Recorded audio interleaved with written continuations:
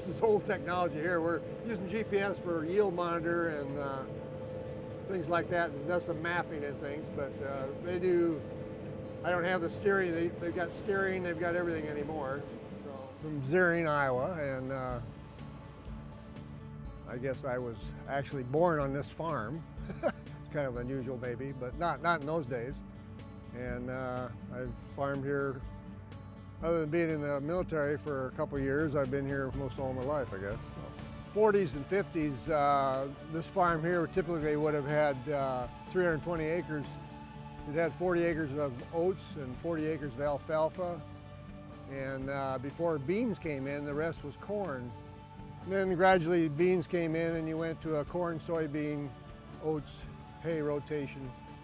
We had a lot more pheasants and stuff around there at that time because hay ground is really a good pheasant growing thing. But morphed into more of the corn, soybean rotation because that's what Iowa does and that's what grows good here. So they say, why don't you try something else? Well, it's been working for a long time and that's what we do.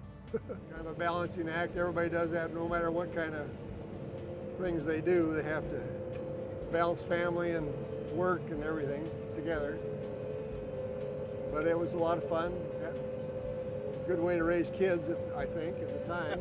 Well, I can remember milking 3 milk cows by hand yet when I was very young and before they got sold. And then a lot of the small farms had a few feeder cattle and hogs and chickens. Of course, chickens were a big deal. We had a lot of chickens. We ended up with like 1,200 laying hens. So on average, how many eggs a day were you guys picking? Oh, probably 1,000 eggs, somewhere in that area. That's a lot of eggs, Pete.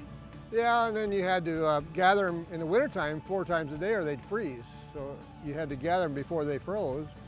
And then, of course, you had to clean the ones that weren't too nice and case them in 30 dozen cases. Well, it seemed like it. Of course, you didn't have daylight savings time, so you got started earlier in the morning, but we'd normally probably get started baling by 11 o'clock in the morning. And you'd have like 3 hay racks and a guy running the hay racks and a crew at the barn sticking fork and driving on the rope. And that was my job, was driving on the hay rope, lifting the hay up. But he typically always had New Holland wire tie balers, and he'd bale about 2,000 bales a day usually on a good day, unless you had trouble with the baler or something. But he'd hire a couple kids in town, or high school kids. They'd get a cent a bale. But at that time, they were making 20 bucks a day, which was pretty good money, because you could shell corn for $1 an hour or less.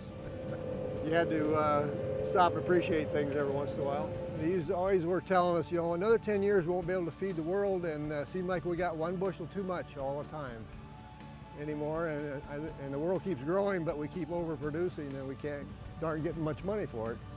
The lesser of two evils, I think, we built a new house in the 80s, and instead of buying another piece of land, and it probably was a blessing in one respect, maybe, I don't know.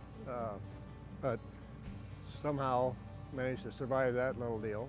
The pasture farrowing, how'd you get into hogs, the pasture farrowing, and the pheasants there? Oh, I don't know. I guess this Nyman Ranch hogs, it was interesting to me, and I had a friend at Iowa State that helped me with the hog production and everything, and so I just decided to go to the farrowing in the field, and it worked pretty good. And then I ended up getting pseudorabies real late there, and had to clean out, and I never got back in again. But at that time I was getting old enough, I'd had enough fun raising hogs, I decided. So then as an alternative thing, I got to thinking about these pheasant deals, and I like to hunt and everything, so I started raising pheasants and selling them to shooting game places. And that went on for 10 or 12 years, and finally my pin started to get a little bit bad, and ended up quitting that deal because I was always busy in the spring and fall when meanwhile I'm getting older all the time, so that was part of it. So this wraps up 55 years of farming here on the home place here. What are you looking to do for retirement now? Well, I don't know. I like to garden and do a bunch of that stuff, and of course fishing and hunting are one of my passions if I can still walk, so I was hoping I could still get around long enough to do some of that yet. but I guess that's about it. There's always this best before a certain date, you know. I'm wondering what that might be.